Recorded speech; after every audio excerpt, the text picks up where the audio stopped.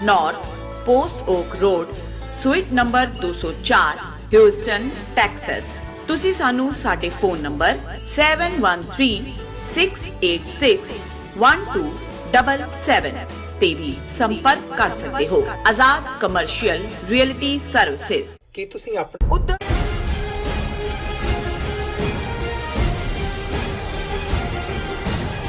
Viewers welcome back ਐਨ ਅਵਰ programme. Viewers ਜਿਸ ਤਰ੍ਹਾਂ ਕਿ ਅੱਜ ਦੇ ਅਹਿਮ ਇਸ਼ੂ ਸਨ ਉਸ ਤੋਂ ਬਾਅਦ ਹੁਣ ਆਪਾਂ ਅੱਜ ਦਾ ਵਿਚਾਰ ਗੁਰਬਾਣੀ ਵਿਚਾਰ ਗੁਰਮਤਿ ਵਿਚਾਰਾਂ ਡਾਕਟਰ ਸਾਹਿਬ ਕੋਲੋਂ ਉਹਨਾਂ ਦੇ ਵਿਚਾਰ ਸੁਣਦੇ ਹਾਂ। ਜੀ ਡਾਕਟਰ ਸਾਹਿਬ ਕੀ ਕਹਿਣਾ ਚਾਹੋਗੇ? ਦੇਖੋ, ਜਦੋਂ ਅੱਜ ਅਸੀਂ ਗੁਰਬਾਣੀ ਨੂੰ ਵਿਚਾਰਦੇ ਹਾਂ, ਪੜ੍ਹਦੇ ਹਾਂ ਅੱਜ ਦੇ ਦੌਰ 'ਚ, ਜੀ, ਔਰ ਮੈਂ ਕਈ ਵਾਰ ਸੋਚਦਾ ਹਾਂ ਕਿ ਜਿਹੜੀ ਜਨਰੇਸ਼ਨ ਹੁਣ ਇੱਥੋਂ ਦੀ ਜੰਮਪਲ ਔਰ ਜਿਨ੍ਹਾਂ ਨੇ ਦੇਖਿਆ ਹੀ ਇੱਥੋਂ ਦਾ ਸਿਸਟਮ ਹੈ, ਭਾਵੇਂ ਉਹ ਡਿਵਾਊਟ ਸਿੱਖ ਬੱਚੇ ਬੱਚੀਆਂ ਵੀ ਹੋਣ, ਜੀ, ਉਹਨਾਂ ਨੂੰ ਇੰਨੀ ਇਹ ਗੱਲ ਸੌਖੀ ਸਮਝ ਨਹੀਂ ਆ ਸਕਦੀ ਜਿੰਨੀ ਕਿ ਸਾਡੀ ਜਨਰੇਸ਼ਨ ਨੂੰ, ਜਿਨ੍ਹਾਂ ਨੂੰ ਪਤਾ ਹੈ ਵੀ ਪੇਕਾ ਕੀ ਹੁੰਦਾ ਹੈ ਤੇ ਸਹੁਰਾ ਕੀ ਹੁੰਦਾ ਹੈ। ਜੀ, ਔਰ ਜ਼ਾਹਰ ਹੈ ਕਿ ਪੇਕੇ ਘਰ 'ਚ ਬੰਦਾ ਕਿਵੇਂ ਮੌਜ ਮਸਤੀ ਦੇ ਨਾਲ ਬੀਬੀ ਜਿਹੜੀ ਹੈ ਉਹ ਜਿਉਂਦੀ ਹੈ, ਮਾਪਿਓ ਦੀ ਛਤਰ ਛਾਇਆ ਵੀ ਹੈ, ਭਰਾ ਦੀ ਇੱਕ ਸੇਫਟੀ ਫੈਕਟਰ ਵੀ ਹੈ, ਔਰ ਕੋਈ ਘੂਰਦਾ ਨਹੀਂ, ਕੋਈ ਦੋਸ਼ ਨਹੀਂ ਦਿੰਦਾ ਉਸ ਸਾਰੇ 'ਚੋਂ। ਜੀ, ਤੇ ਸਹੁਰਿਆਂ ਦੇ ਜਾ ਕੇ ਕਿਵੇਂ ਸਫ਼ਰ ਸ਼ੁਰੂ ਹੁੰਦਾ ਬਿਲਕੁਲ, ਔਰ ਕੀ ਹੁੰਦਾ ਹੈ ਸਾਰਾ ਉਹ ਸਿਰਫ ਇਹ ਕਿਉਂਕਿ ਤਹਿਜ਼ੀਬੀ ਗੱਲਾਂ ਨੇ, ਇਹਦੇ ਜੀਵਨ ਮਜ਼ਹਬ ਦੀ ਗੱਲ ਵੀ ਨਹੀਂ ਹੈ, ਜੀ, ਉੱਥੋਂ ਦੇ ਤਹਿਜ਼ੀਬ ਦੇ ਵਿੱਚ ਸੀ ਪੇਕਾ ਸਹੁਰਾ ਇਹ ਸਾਰੇ ਨੂੰ। ਫਿਰ ਇਹਦੇ ਨਾਲ ਕਿਵੇਂ ਜਦੋਂ ਕਿ ਛੋਟੀ ਉਮਰ 'ਚ ਵਿਆਹ ਹੋ ਜਾਂਦੇ ਸੀ ਔਰ ਡੈਥ ਰੇਟ ਵੀ ਬਹੁਤ ਜ਼ਿਆਦਾ ਸੀ, ਐਵਰੇਜ ਲਾਈਫ ਸਪੈਨ 35-40 ਸਾਲ ਸੀ, ਜੀ, ਔਰ ਜਿਹਨੂੰ ਬਾਲ ਰੰਡੀ ਕਹਿੰਦੇ ਸੀ ਕਿ ਵੀ ਛੋਟੇ ਹੁੰਦਿਆਂ ਜਿਹੜੀ ਦਾ ਘਰ ਵਾਲਾ ਮਰ ਗਿਆ, ਵਿਆਹ 10 ਜਾਂ 11-12 ਸਾਲ ਦੀ ਉਮਰ ਦਾ ਹੋਇਆ ਜਾਂ 13 ਸਾਲ ਦੇ ਵਿੱਚ ਮਰ ਗਿਆ। ਹੁਣ ਉਹ ਜਿਹੜਾ ਰੰਡੇਪਾ ਕੱਟਣਾ ਜਿਹੜੀ ਸਾਰੀ ਉਮਰ ਦਾ, ਉਹ ਕਿਸ ਉਹਦੀ ਹਾਲਤ ਹੁੰਦੀ ਹੈ। ਹੁਣ ਰੂਹਾਨੀ ਦੁਨੀਆ ਦੇ ਵਿੱਚ ਗੁਰੂ ਸਾਹਿਬਾਨ ਨੇ ਜਿਹੜੇ ਇਸ ਕਿਸਮ ਦੇ ਸਾਡੇ ਕਸਟਮ ਨੇ ਜਾਂ ਸਮਾਜਿਕ ਵਰਤਾਰ ਹੈ, ਉਹਨੂੰ ਵੀ ਇਸਤੇਮਾਲ ਕੀਤਾ ਹੈ ਗੱਲ ਸਮਝਾਉਣ ਦੇ ਲਈ ਰੂਹਾਨੀ ਦੁਨੀਆ 'ਚ। ਔਰ ਬਾਬਾ ਫਰੀਦ ਜੀ ਨੇ ਵੀ ਆਪਣੀ ਬਾਣੀ 'ਚ ਇਹ ਇਸਤੇਮਾਲ ਕੀਤਾ ਹੈ ਕਿ ਇਹ ਦੁਨੀਆ ਜਿਹੜੀ ਹੈ, ਇਹ ਉਹਨਾਂ ਨੇ ਕਿਹਾ ਵੀ ਤੂੰ ਪੇਕਾ ਸਮਝ ਕੇ ਰੂਹ ਨੂੰ ਕਿਹਾ ਵੀ ਤੂੰ ਆਪਣੇ ਮੌਜ ਮਸਤੀ ਦੇ ਵਿੱਚ ਲੱਗੀ ਹੋਈ ਹੈ, ਇਹ ਰੂਹ ਤੂੰ ਰੱਬ ਦੀ ਹਕੀਕਤ ਨੂੰ, ਰੱਬ ਦੇ ਪਿਆਰ 'ਚ, ਰੱਬ ਦੀ ਯਾਦ 'ਚ ਨਹੀਂ ਆਈ, ਪਰ ਇਹ ਯਾਦ ਰੱਖ ਅਲਟੀਮੇਟਲੀ ਤੂੰ ਸਹੁਰੇ ਘਰ ਜਾਣਾ। ਹੁਣ ਸਹੁਰਾ ਮੌਤ ਤੋਂ ਬਾਅਦ ਦੀ ਜਿਹੜਾ ਹੈ ਉਸ ਲਾਈਫ ਦੀ ਗੱਲ ਹੈ ਕਿ ਤੂੰ ਫਿਰ ਉੱਥੇ ਜੇ ਤੂੰ ਹੁਣ ਆਪਣਾ ਅੱਗਾ ਆਪਣਾ ਆਪਾ ਨਾ ਸਵਾਰਿਆ ਤੇ ਫਿਰ ਸਹੁਰਿਆਂ ਦੇ ਜਾ ਕੇ, ਪਹਿਲਾਂ ਤਾਂ ਇਹ ਹੁੰਦਾ ਸੀ ਮਾਂ ਨੇ ਕੀ ਸਿਖਾਇਆ ਤੈਨੂੰ, ਮਾਂ ਨੇ ਕੋਈ ਚੱਜ ਨਹੀਂ ਸਿਖਾਇਆ। ਔਰ ਜਦੋਂ ਮਾਂ ਧੀ ਨੂੰ ਸਿਖਾ ਵੀ ਰਹੀ ਹੁੰਦੀ ਸੀ ਤੇ ਉਦੋਂ ਵੀ ਉਹਨੂੰ ਕਹਿੰਦੀ ਸੀ ਦੇਖ ਤੂੰ ਮੈਨੂੰ ਸੱਸ ਤੋਂ ਆਪਣੀ ਤੋਂ ਗਾਲਾਂ ਪਵਾਣੀ। ਸੋ ਇਹ ਕਿਉਂਕਿ ਉਸ ਸਾਰੇ ਚੋਂ ਸਾਰਾ ਸਮਾਜ ਲੰਘਦਾ ਸੀ। ਸੋ ਇਹ ਸ਼ਬਦ ਜਿਹੜਾ ਸੂਹੀ ਰਾਗ ਦੇ ਵਿੱਚ ਪਹਿਲੇ ਪਾਤਸ਼ਾਹ ਦਾ ਬੜਾ ਪਿਆਰਾ ਸ਼ਬਦ ਹੈ, ਔਰ ਇਹ ਛੰਤ ਹੈ ਘਰ ਪਹਿਲਾ ਇੱਕ ਓੰਕਾਰ ਸਤਿਗੁਰੂ ਪ੍ਰਸਾਦ। ਪਰ ਕਿਉਂਕਿ ਲੰਬਾ ਸ਼ਬਦ ਹੈ, ਅਸੀਂ ਇਸ ਛੰਤ ਦੇ ਜਿਹੜੇ 4 ਹਿੱਸੇ ਨੇ ਉਸ ਚੋਂ 2 ਅੱਜ ਦੀ ਵਿਚਾਰ ਲਈ ਚੁਣੇ ਨੇ। ਔਰ ਇਹੀ ਈਡੀਅਮ ਜਿਹੜਾ ਪੇਕੇ ਤੇ ਸਹੁਰੇ ਦਾ ਇਸ ਦੇ ਵਿੱਚ ਇਸਤੇਮਾਲ ਗੁਰੂ ਸਾਹਿਬ ਨੇ ਕੀਤਾ ਹੈ। ਭਰ ਜੋਬਨ ਮੈਂ ਮਤ ਪੇੜੈ ਘਰ ਪੌਣੀ ਬਲਰਾਮ ਜੀਓ, ਮੈਲੀ ਅਵਗਣ ਚਿਤ ਬਿਨ ਗੁਰ ਗੁਣ ਨਾ ਸਮਾਵਣੀ ਬਲਰਾਮ ਜੀਓ, ਗੁਣ ਸਾਰ ਨ ਜਾਣੀ ਭਰਮ ਪੁਰਾਣੀ, ਜੋਬਨ ਬਾਦ ਗਵਾਇਆ ਵਰ ਘਰ ਦਰ ਦਰਸ਼ਨ ਨਹੀਂ ਜਾਤਾ, ਪਿਰਕਾ ਸਹਿਜ ਨ ਪਾਇਆ ਸਤਗੁਰ ਪੂਛ ਨ ਮਾਰਗ ਚਾਲੀ, ਸੂਤੀ ਰੈਣ ਵਿਹਾਣੀ ਨਾਨਕ ਬਾਲ ਤਨ ਰੰਡੇਪਾ, ਬਿਨ ਪਿਰ ਧਨ ਕੁਮਲਾਣੀ। ਕਿ ਮੈਂ ਇਸ ਦੁਨੀਆ ਦੇ ਵਿੱਚ ਰਹਿੰਦੇ ਹਾਂ, ਜਿਵੇਂ ਜਦੋਂ ਜਵਾਨੀ ਚੜ੍ਹਦੀ ਹੈ ਉਹਦੇ 'ਚ ਇੱਕ ਬੇਪਰਵਾਹੀ ਹੁੰਦੀ ਹੈ, ਕਿਸੇ ਦੀ ਪਰਵਾਹ ਨਹੀਂ ਹੁੰਦੀ, ਇੱਕ ਆਪਣੀ ਮਸਤੀ ਹੁੰਦੀ ਹੈ, ਜਿਸ ਨੂੰ ਸ਼ਾਇਰਾਂ ਨੇ ਵੀ ਬਿਆਨ ਕੀਤਾ ਹੈ। ਅਲੜ ਵੀ ਕਹਿੰਦੇ ਨੇ ਉਹਨੂੰ, ਲੇਕਿਨ ਉਹਦੀ ਇੱਕ ਮਸਤੀ ਵੀ ਹੁੰਦੀ ਹੈ ਕਿ ਇਹ ਜਿਹੜਾ ਹੈ ਉਹ ਕਿਸੇ ਤੋਂ ਬੇਪਰਵਾਹ। ਇਹਨੂੰ ਪ੍ਰੋਫੈਸਰ ਮੋਹਨ ਸਿੰਘ ਨੇ ਕਿਤੇ ਕਿਹਾ ਕਿ ਇਹ ਜਵਾਨੀ ਬੜੀ ਉਡਾਰੂ, ਇਹ ਜਵਾਨੀ ਮਾਰੂ, ਸਭਨਾ ਕੋਲੋਂ ਡਾਢੀ ਏ ਪਰ ਹੁਸਨ ਇਸ ਦਾ ਦਾਰੂ। ਸੋ ਜ਼ਾਹਰ ਹੈ ਇਹ ਵੀ ਜਿਹੜਾ ਰੀਅਲ ਵਰਤਾਰਾ ਹੁੰਦਾ ਹੈ।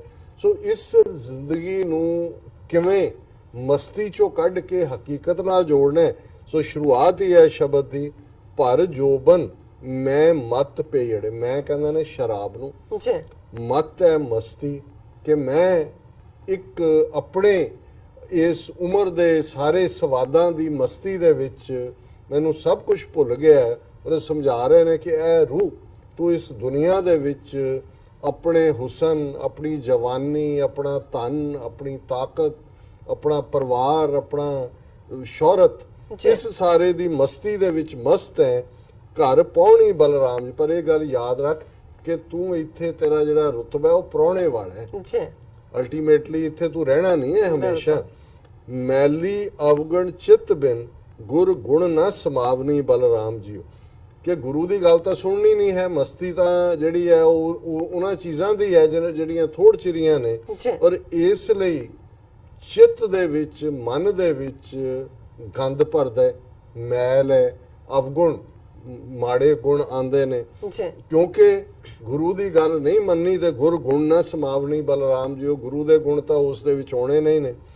ਗੁਣ ਸਾਰ ਨਾ ਜਾਣੀ ਭਰਮ ਭੁਲਾਣੀ ਜੋਬਨ ਬਾਦ ਗਵਾਇਆ, ਕਿ ਗੁਰੂ ਦੀ ਗੱਲ ਦੀ ਸਾਰ ਨਹੀਂ ਸਮਝੀ ਔਰ ਇਸ ਤਰੀਕੇ ਨਾਲ ਜਿਹੜੀ ਜ਼ਿੰਦਗੀ ਦੀ ਜਵਾਨੀ ਹੈ ਉਹ ਵਿਅਰਥ ਚਲੀ ਗਈ।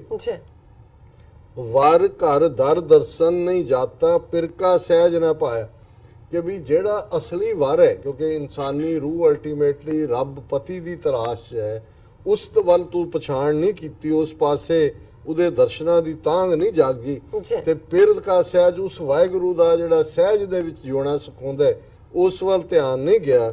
ਸਤਿਗੁਰ ਪੂਛ ਨਾ ਮਾਰਗ ਚਾਲੀ ਸੂਤੀ ਰਹਿਣ ਵਿਹਾਣੀ, ਕਿ ਗੁਰੂ ਦੀ ਗੱਲ ਸੁਣੀ ਨਹੀਂ, ਸਾਰੀ ਜ਼ਿੰਦਗੀ ਨੀਂਦ ਦੇ ਵਿੱਚ ਗੁਜ਼ਾਰਤੀ। ਇਹ ਦੂਸਰੀ ਨੀਂਦ ਨਹੀਂ ਹੈ, ਇਹ ਹੈ ਗਫਲਤ, ਜਿਹਦੇ ਤੋਂ ਬੇਪਰਵਾਹ ਕਿ ਕੀ ਹੈ ਇਹ ਜੱਗ ਮਿੱਠਾ ਅਗਲਾ ਕਿਹਨੇ ਡਿੱਠਾ, ਇਹੀ ਮਿੱਠਾ ਹੈ, ਖਾਓ ਪੀਓ ਕਰੋ ਆਨੰਦ, ਭਾਂਡੇ ਮਾਂਜੇ ਪਰਮਾਨੰਦ। ਇਹ ਸਾਡੇ ਪੰਜਾਬੀ ਚ ਵੀ ਕਹਿੰਦੇ ਨੇ ਕਿ ਜੀ ਕੋਈ ਨਹੀਂ, ਕਿਉਂਕਿ ਇਹ ਇਸ ਲਈ ਕਿਹਾ ਹੋਏਗਾ ਜੋਕਿੰਗਲੀ ਕਿ ਕਿਸੇ ਨੇ ਉਹਨਾਂ ਨੂੰ ਕਿਹਾ ਹੋਏਗਾ ਕਿ ਇਸ ਜ਼ਿੰਦਗੀ ਚ ਆਨੰਦ ਨਹੀਂ ਹੈ, ਪਰਮ ਆਨੰਦ ਵਾਹਿਗੁਰੂ ਦੀ ਯਾਦ ਚ ਹੈ। ਉਹ ਕਹਿੰਦੇ ਵੀ ਅਸੀਂ ਤਾਂ ਖਾਵਾਂ ਪੀਵਾਂਗੇ, ਤੇਰਾ ਪਰਮਾਨੰਦ ਜਿਹੜਾ ਉਹ ਭਾਂਡੇ ਮਾਂਜੇ ਸਾਡੇ। ਸੋ ਇਹ ਹੈ ਜਿਹੜਾ ਜੋਬਨ ਦਾ ਹੰਕਾਰ ਹੈ ਜਾਂ ਹਕੀਕਤ ਤੋਂ ਜਿਹੜਾ ਪਿੱਠ ਘੁਮਾਣੀ। ਔਰ ਸਤਿਗੁਰ ਉਹਨਾਂ ਨੇ ਫਰਮਾਇਆ ਕਿ ਨਾਨਕ ਬਾਲ ਤਨ ਰੰਡੇਪਾ ਬਿਨ ਪਿਰ ਤਨ ਕੁਮਰਾਣੀ, ਕਿ ਹੁਣ ਤਾਂ ਤੇਰਾ ਇਹ ਉਮਰ ਲੰਘ ਰਹੀ ਹੈ ਔਰ ਤੂੰ ਆਪਣੇ ਪਤੀ, ਧਨ ਇਸਤਰੀ ਨੂੰ ਕਹਿੰਦੇ ਨੇ ਕਿ ਤੂੰ ਆਪਣੇ ਪਿਆਰੇ ਵਾਹਿਗੁਰੂ ਆਪਣੇ ਪਤੀ ਨੂੰ ਜਾਣਿਆ ਨਹੀਂ,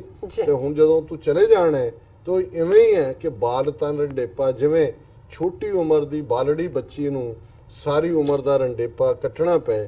ਹੁਣ ਦੂਸਰਾ ਹੈ ਕਿ ਜਦੋਂ ਇਸ ਕਿਸਮ ਦੇ ਉੱਤੇ ਜਿਹੜੀ ਰੂਹ ਰੱਬ ਵੱਲ ਤੁਰਦੀ ਹੈ ਉਹ ਕੀ ਮੰਗਦੀ ਹੈ, ਬਾਬਾ ਮੈਂ ਵਰ ਦੇ ਮੈਂ ਹੋਰ ਵਰ ਭਾਵੈ ਤਿਸ ਕੀ ਬਲਰਾਮ ਜੀਓ, ਰਵ ਰਿਹਾ ਜੁਗ ਚਾਰ ਤ੍ਰਿਭਵਨ ਬਾਣੀ ਜਿਸ ਕੀ ਬਲਰਾਮ ਜੀਓ, ਤ੍ਰਿਭਵਨ ਕੰਤ ਰਵੈ ਸੁਹਾਗਣ ਅਵਗਣਵੰਤੀ ਦੂਰੇ, ਜੈਸੀ ਆਸਾ ਤੈਸੀ ਮਨਸਾ ਪੂਰ ਰਿਆ ਭਰਪੂਰੇ, ਹਰ ਕੀ ਨਾਰ ਸੋ ਸਰਬ ਸੁਹਾਗਣ ਰਾਂਡ ਨਾ ਮੈਲੇ ਵਿਸੇ, ਨਾਨਕ ਮੈਂ ਵਰ ਸਾਚਾ ਭਾਵੈ ਜੁਗ ਜੁਗ ਪ੍ਰੀਤਮ ਤੈਸੇ।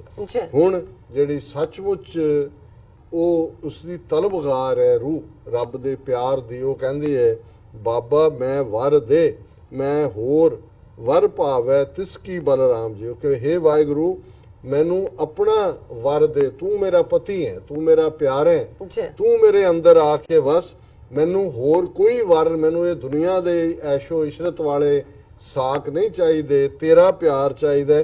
ਤੂੰ ਕੌਣ? ਇਹ ਹੁਣ ਮਨੁੱਖ ਨੇ ਰਵ ਰਿਹਾ ਜੁਗ ਚਾਰ, ਕਿ ਜਦੋਂ ਦਾ ਟਾਈਮ ਦੀ ਸ਼ੁਰੂਆਤ ਹੋਈ ਹੈ ਜਿਹਨੂੰ ਯੁਗਾਂ ਦੇ ਵਿੱਚ ਵੰਡਿਆ ਗਿਆ, ਇਹ ਵਾਹਿਗੁਰੂ ਉਹਨਾਂ ਚਾਰਾਂ ਯੁਗਾਂ ਦੇ ਵਿੱਚ ਵੀ ਆਦ ਸੱਚ ਜੁਗਾਦ ਸੱਚ ਰਵ ਰਿਹਾ। ਤ੍ਰਿਭਵਨ ਬਾਣੀ ਜਿਸ ਕੀ ਬਲਰਾਮ ਜੀ, ਉਹ ਸੱਚਮੁੱਚ ਦੁਨੀਆ ਦਾ ਨੂੰ ਕ੍ਰੀਏਟ ਕਰਨ ਵਾਲਾ ਸਭ ਚ ਰਵਿਆ ਵਾਹਿਗੁਰੂ, ਜਿਸ ਦੀ ਬਾਣੀ ਜਿਸ ਦਾ ਸ਼ਬਦ ਤਿੰਨਾਂ ਲੋਕਾਂ ਦੇ ਵਿੱਚ ਸੁਣਾਈ ਦਿੰਦਾ, ਜਿਸ ਦੀ ਹੋਂਦ ਹੈ ਤ੍ਰਿਭਵਨ ਕੰਤ ਰਵੈ ਸੁਹਾਗਣ ਅਵਗਣਵੰਤੀ ਦੂਰੇ। ਤੇ ਜੇ ਉਹ ਤਿੰਨਾਂ ਭਵਨਾਂ ਦਾ ਮਾਲਕ ਵਾਹਿਗੁਰੂ ਸਾਡੇ ਅੰਦਰ ਆ ਕੇ ਵਸ ਜਾਂਦਾ ਹੈ ਤੇ ਅਸੀਂ ਸੁਹਾਗਣ ਹੋ ਜਾਂਦੇ ਹਾਂ, ਸਾਡਾ ਘਰ ਵਸਦਾ ਹੁੰਦਾ ਹੈ, ਸਾਡੇ ਅੰਦਰ ਉਹ ਚਾਹ ਦੀ ਦੁਨੀਆ ਹੁੰਦੀ ਹੈ। ਅਵਗਣਵੰਤੀ ਦੂਰੇ, ਫਿਰ ਜਿਹੜੇ ਔਗਣ ਨੇ, ਕਮਜ਼ੋਰੀਆਂ ਨੇ, ਇਹ ਦੂਰ ਦੌੜ ਜਾਂਦੀਆਂ। ਜੈਸੀ ਆਸਾ ਤੈਸੀ ਮਨਸਾ ਪੂਰ ਰਿਹਾ ਭਰਪੂਰੇ, ਕਿਉਂਕਿ ਵਾਹਿਗੁਰੂ ਹਰ ਥਾਂ ਵਿਆਪਕ ਹੈ ਜੀ। ਤੇ ਜੋ ਫਿਰ ਅਸੀਂ ਆਸ ਕਰਦੇ ਹਾਂ, ਡਿਜ਼ਾਇਰ ਕਰਦੇ ਹਾਂ, ਉਹੀ ਸਾਡੀ ਪੂਰੀ ਹੁੰਦੀ ਹੈ।